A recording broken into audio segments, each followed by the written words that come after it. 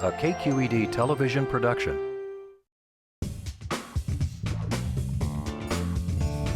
Of like sort of old Fisherman's Wharf. It reminds me of old San Francisco, and that's... You'd be a little like Jean Valjean with the teeth or whatever. And worth the calories, the cholesterol, and the heart attack you might have. It was like an adventure, you know? It felt like you're kind of putting on your miner's helmet. It reminds me of oatmeal with a touch of wet dog. I did. Inhale. I always tell people when they say sommelier, you say it sommelier, so som-el-yay. Check Please Bay Area is made possible by the members of KQED and by WineLuxury.com. From laptop to cell phone, Wine Luxury provides a fresh perspective into new Epicurean experiences. Wine and Dine magazine features personalities and connects people with local restaurants and wineries. Learn about wines featured on Check Please Bay Area and Wine Luxury's events and membership program. WineLuxury.com, celebrating the wine lifestyle. IRG has thousands of natural stone surfaces, all in stock today. IRG, online at marblecompany.com. Bay Area Subaru dealers. Opportunities to test drive the all-new 2014 Subaru Forester are available at local Subaru dealers. A whole lot to love. Subaru.com. Donate your car to KQED's Vehicle Donation Program to help raise funds for quality public media. Powered by Cars.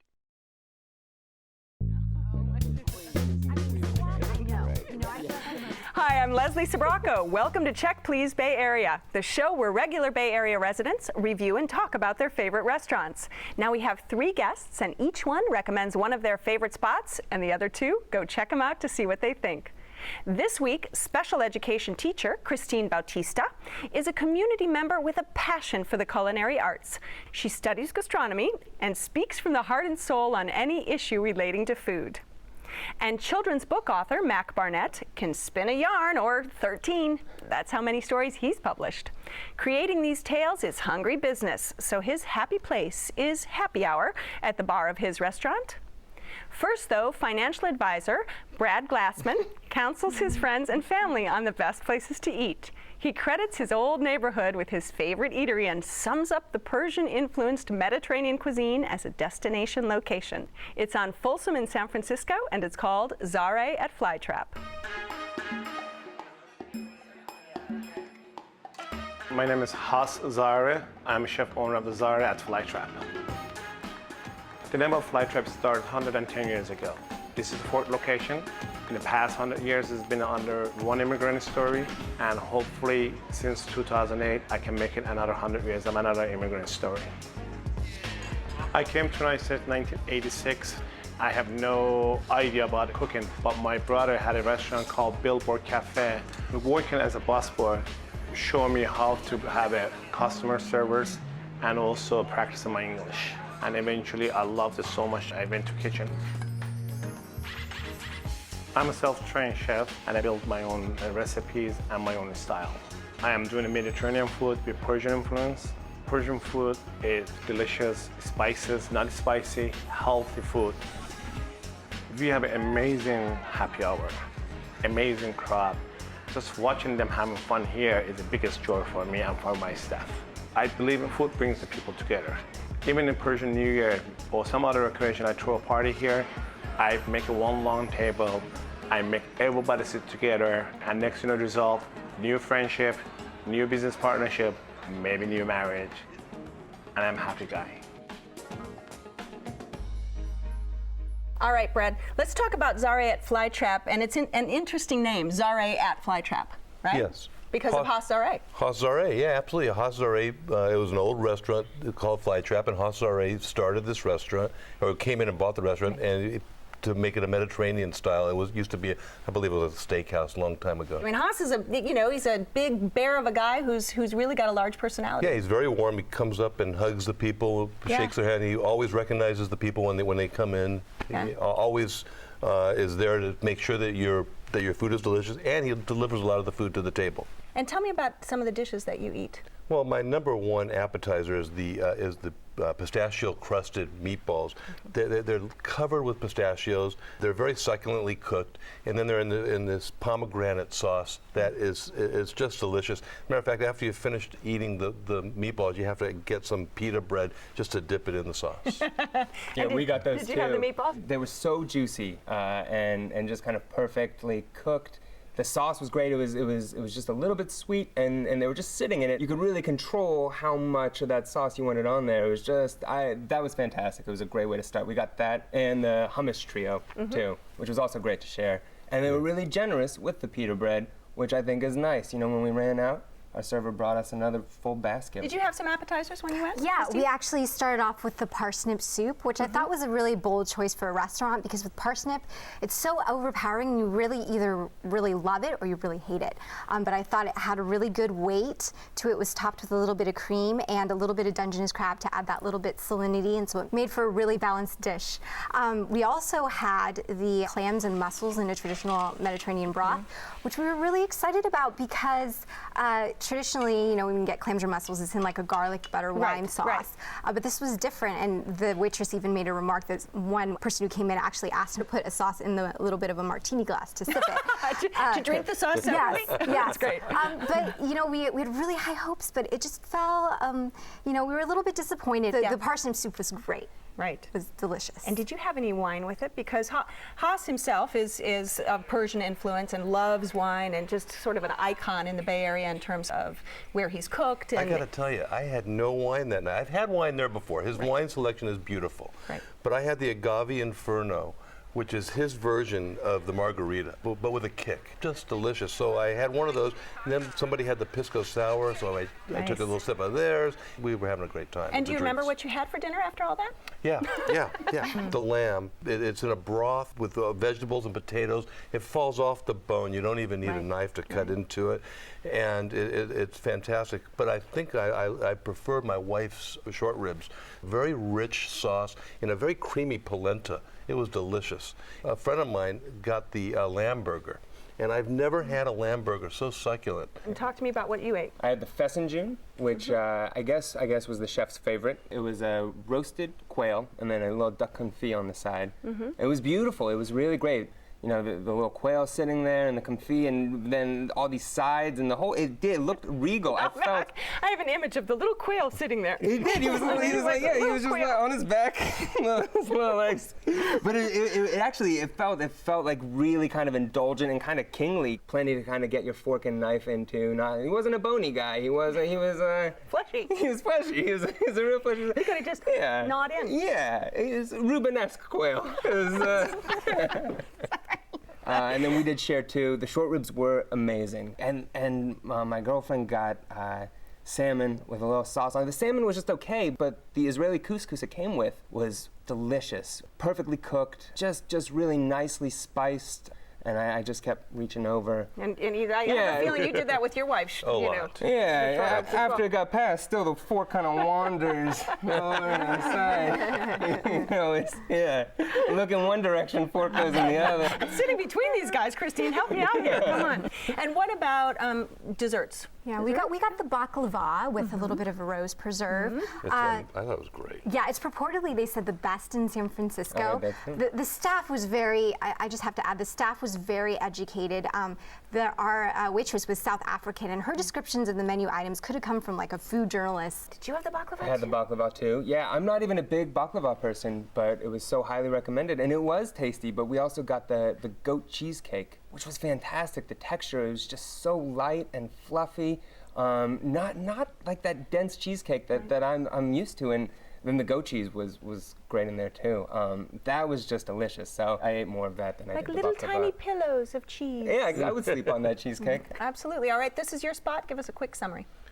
Make this a destination place, or if you live in the neighborhood, you have to go there because you get a great meal. You get to see Haas Zaré, and he will come to you, and you'll feel like you're eating at home. All right, and Mac. I would definitely go back for a treat, and the food was beautiful, service was great. Haas wasn't there that night, so I got to go back and get a hug, I think. And Christine? Like writing an essay, I thought very strong with the introduction, felt a little flat, flavors that weren't particularly illuminating, but very lively atmosphere, and I would go back for a drink and an appetizer. Okay. If you would like to try Zaré at Flytrap, it's on Folsom between 2nd and Hawthorne in San Francisco. The telephone number is 415-243-0580. It's open for dinner Monday through Saturday. It's closed on Sunday. Reservations are recommended, and the average price for dinner is around $40.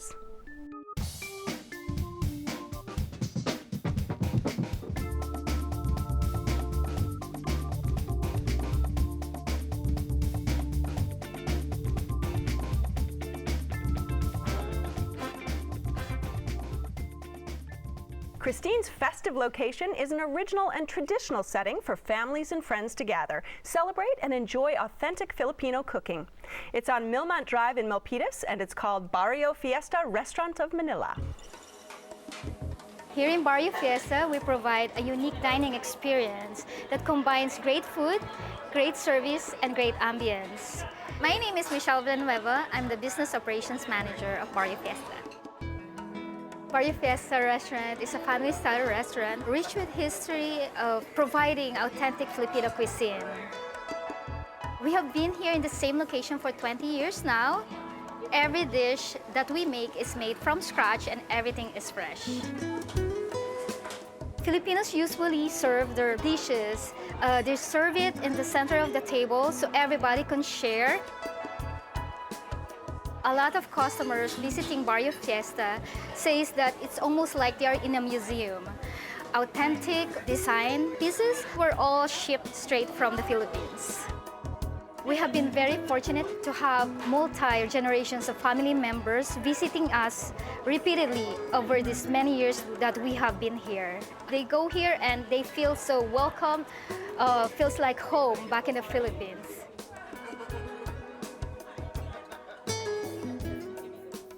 Okay, Christine, now talk to me about Filipino cuisine and cooking. I know a little bit, but I don't know as much as I'd like to, so I'd like to be educated. Sure. Filipino cuisine is really just based on our history. It's a conflation of different cuisines, from Spanish to Asian to Indian to American. And Barrio Fiesta just, I think, is a really good, offers a really good representation of that. The appetizer that we usually like to start with is the sinigang, which is a really traditional dish. It's a clear, uncomplicated broth whose main flavoring agent is the tamarind, which is an indigenous fruit to the Philippines. But it's a nice, hot, sour soup that delivers kind of like that nice, warm, comforting sting. And say the name again for me. Sinigang. Sinigang. Did you boys have sinigang? I didn't. Now I'm wishing I didn't either. No, I would have liked to have had that. See, you need to go with Christine. What I really liked was the garlic fried chicken. That was delicious. It was crispy on the outside, succulent on the inside. It was perfectly done, the chicken. That's a well-known dish, but I mean, I think of lumpia, or you know, or we had the lumpia. I had some lumpia. Yep, start. It was good. We had that and the mussels. The mussels were cooked in butter.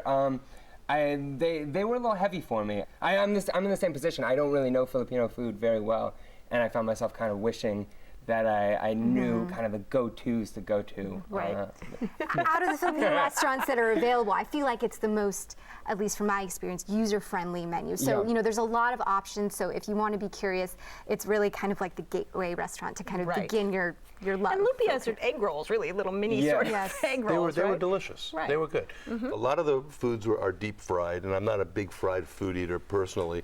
But we did enjoy some of them we didn't enjoy so much, but it's a different type of a flavor for us. It was a fun place to eat. It was great inside. Barrio Fiesta. It's a party place, isn't it? Absolutely. The interior of that place is so cool. There are these chandeliers, all with nautilus shells. Probably more nautilus shells that are in the ocean at this point. Just amazing, and the people were so great. The staff were so friendly. And what other dishes did you have?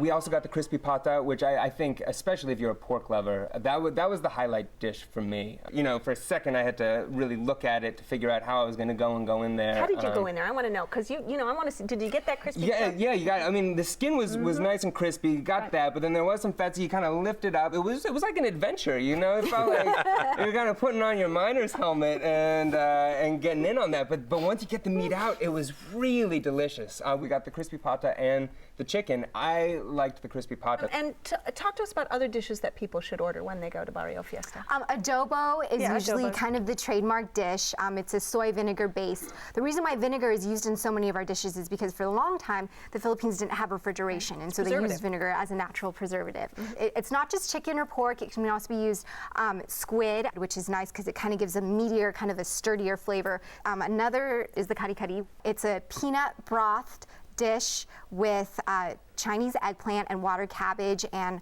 oxtail, and it's also paired with a condiment called bagoong, which is a fermented salty shrimp paste, and you can just kind of add a little bit of saltiness at your discretion. Did you enjoy that dish? I did. I guess I'm not a lover of tripe because it's a little. I'm not a lover of the texture of it, but the broth was delicious. I really enjoyed the broth, and I think if the oxtail part was great. The tripe part kind of turned me off a little bit on it. But in Filipino cuisine, they use quite a lot of offal. They use quite tripe and other body parts. They do.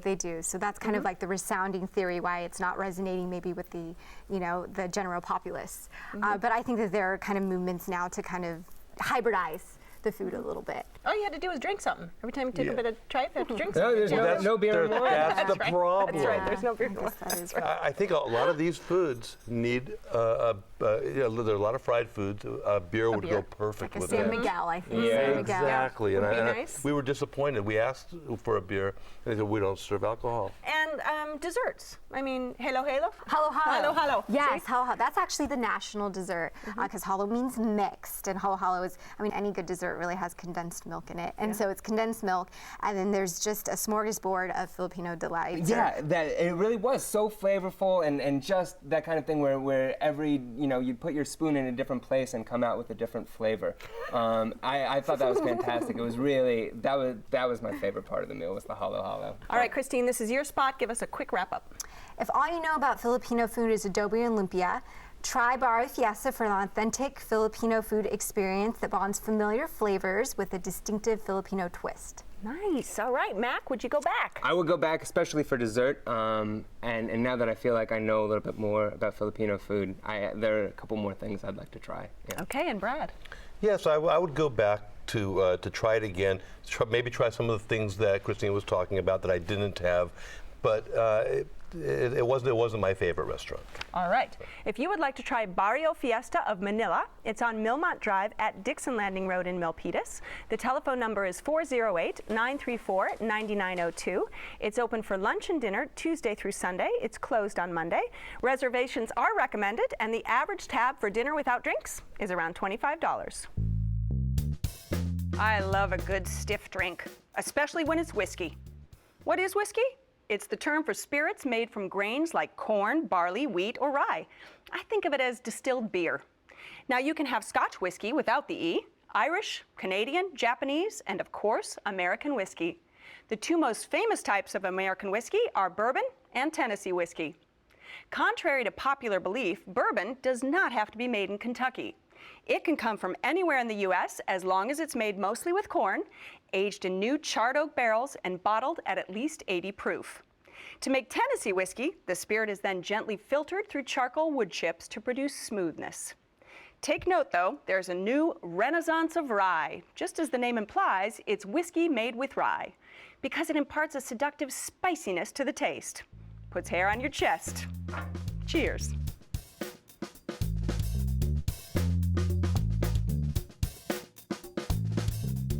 Mac's Pick was named for the ornate Art Deco building that it's housed in.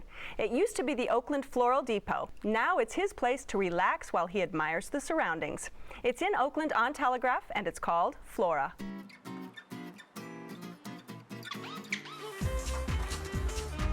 My name is Rico Rivera. I'm the executive chef of Flora Restaurant in Oakland. My name is Yoni Levy. I'm the chef de cuisine. Flora Restaurant's been open for about 5 years, and Yoni and I have been here for about the past 2.5 years. The menu here changes pretty much daily, so it's always different for our regulars, and it keeps it more fun for us too. We love dealing with community-based organizations. Wild Farm is a 300 square foot urban farm in West Oakland. We buy everything that they grow. Every Saturday when they bring us their bounty, we have no idea what's coming. We're one of the first restaurants in Oakland to use the Safe Harbor program, which is a program that tests all the fish that we receive. We get in lots of whole animals in this restaurant. One of the awesome things about that is trying to figure out a way to use the whole animal, which we do. Both of our bases, classical French cooking techniques. And so when we get in these whole animals, we get excited because we get to practice some of our more contemporary techniques. We've known each other about 15 years, cooking together on and off. We get to hang out all day long and argue and cook and come up with awesome, beautiful things. I always try to get his dish to take it. This is a beautiful plate, and then shake it up and then put it back down. Now, Mac, how did you discover Flora for the first time? I grew up in Oakland, and when I lived in LA for a few years, came back up to move home, and a friend took me there. Oakland now is having so many great restaurants open. Flora was really one of these pioneers. And I feel like growing up, everybody was always saying, oh, Oakland's gonna change, there are gonna be all these things turning over. Flora was one of the first places I ate when I came back, and it really did feel like, wow, something is happening in Oakland. It's one of my favorite restaurants in the world, I think, but it does have that sentimental connection too of just kind of. It's upscale comfort food, right? It is. That's exactly right. Yeah, it is. I mean, the place is beautiful. You go in and it just feels very elegant. There's a big bank of windows, and you look out on Telegraph. Inside, it does feel a little bit like going back in time, but not in this put-on way. You know, black and white, very simple. There's one old poster on the wall. Beautiful long bar, and then the food is very like the menu changes, but more often than not, I find myself getting the burger there. It's just terrific. One thing they do is they're caramelized onions in the patty, which gives it this nice oniony taste. It's on an Acme bun. Acme Bakery is just a great bread bakery in the East Bay. It's in Berkeley. Comes with a huge plate of fries, a nice big salad, and it's just great. They make great cocktails there too. And it's just let's talk about the cocktails. Let's talk about it. Brad's been waiting to dig in on that one, Brad. Well, you know that one poster that's up there, it's Carter the Great. Yeah, Carter the Great, and then one drink, Carter Beats the Devil. Yes. It's their version of the margarita, Right. and it is fantastic. The mixologists there are fantastic, and we kept ordering different kinds of drinks. And so we never got around to looking at wine. Did you have some drinks when you were there? Yeah, we actually started off with a red and a Prosecco. Okay, which was, so you went wine. Yes, it was a perfect start to Not the night. hardcore like these two. No. No, although I wish I had, because we sat at the bar, which is amazing. It's a really regal set bar, and I think there's something about a restaurant with a great bar that makes you keep coming back. Right. The service is a little bit faster. You kind of see the pulse of the restaurant, and the bartenders, the mixologists were obviously very knowledgeable and coming up with all these drinks. And we were like, what's that? What's that? And what did you guys have with your wine? We started off with the Trickery's, the Caesar salad, which was nice because it was dominated mostly by radicchio leaves, which I wasn't familiar with, but it was a nice, bitter, Yeah, it gives spicy you that little kick to it. take on the Caesar salad, and it also had some preserved lemon, which were edible, and it was nice because the preserved lemon with the radicchio leaves and the anchovy-based dressing just gave it a really earthy taste. Yeah. We also had an interesting experience there. Oh, okay. We were still hungry after the Caesar salad, so we decided we're going to order the sweetbreads because we've never had sweetbreads before. It comes to the table. As I was eating it, there were meat juices coming out, and he sliced off another piece and more juice started coming out. In my head, I'm like, what is this? We asked the dining staff and they said, it's thymus. You thought it was sweet bread. We thought it was not sweet. It was not sweet. So he said it was thymus. He said it was thymus, and obviously we don't know anatomy either. And so that freaked you out a little bit right there. We still looked lost. Like Latin. And so he said, it's veal. And so we said, okay, we still had to Google it. But in Filipino cuisine, there's so much offal. Not A-W-F-U-L, O-F-F-A-L. Yeah, I don't think that it would have been inappropriate for the server maybe to premise it with, have you tried sweetbreads before? Oh, okay. I don't think that would have been inappropriate. Did you like sweetbreads, most importantly? I don't think I will have them again. We also had the bone-in New York strip with the hickory salt, towering piece of meat on our plate. It had a nice smoky essence, and it was paired with a Swiss chard, which held its presence in its own. It was very intense and meaty, and it was perfect for us to share. All right, I like a girl who can eat a big hunk of meat. Yeah. Okay, now what else did you have, Mac, or what do you get when you go normally? Well, the Brussels sprouts there that's like a signature dish, I think, for me. It's one of the sides they offer, and they're fried Brussels sprouts, just beautifully done, tossed in a little lemon juice, and a little bit of chili flake is in there too. So it's got that citrusy bite and then also a little heat. I'm a big Brussels sprout fan, but I think even if you weren't, you would be converted by these. And then also the caramel pudding for dessert. I was going to say, let's get to desserts because... It's unbelievable. Right? It could be the best dessert I've ever had. Yeah. Really? Yeah, it was that good. We ordered 3 of them. We have 7 people there to share. And nobody could get enough of this caramel pudding. We ordered a couple other ones. I can't remember what we ordered. Right. But the caramel pudding was so good. I mean, the texture is just beautiful. It's nice and velvety. Comes in this big white dish full of pudding and just sprinkled on the top with some salt crystals and a little cream. It's just that salt and sweet, which I'm a sucker for.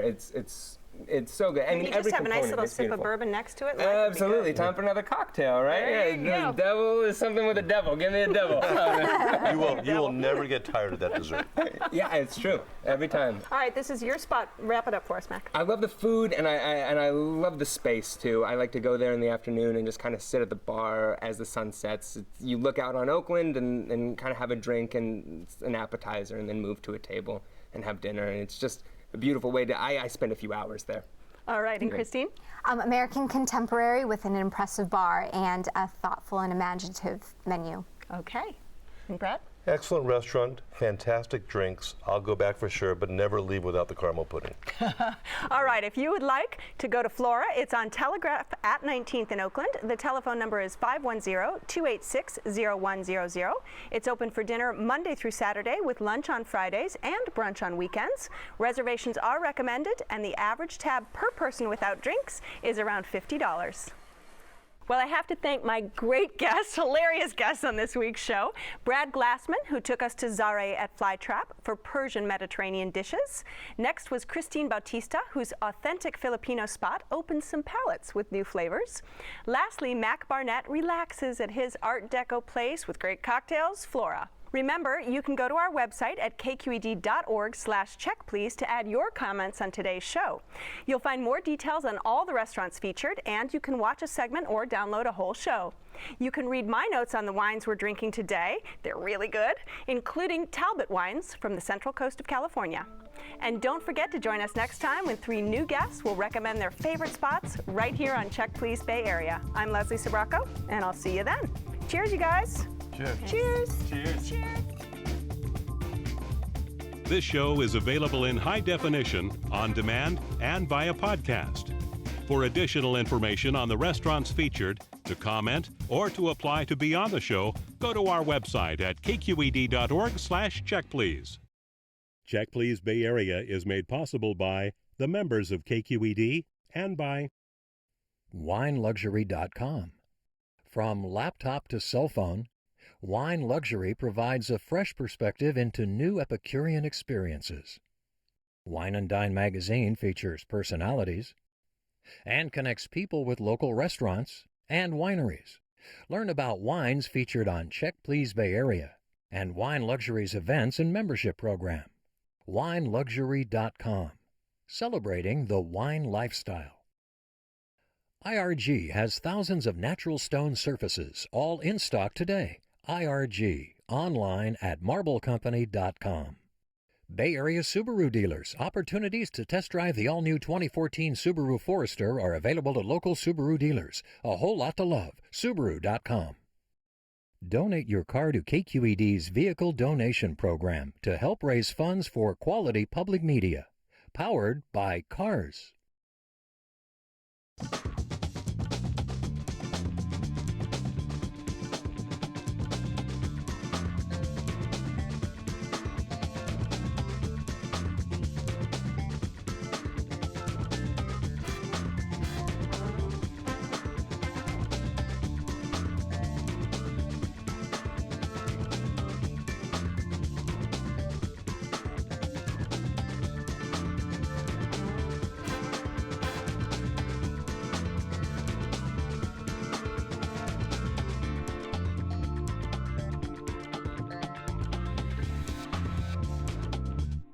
A KQED television production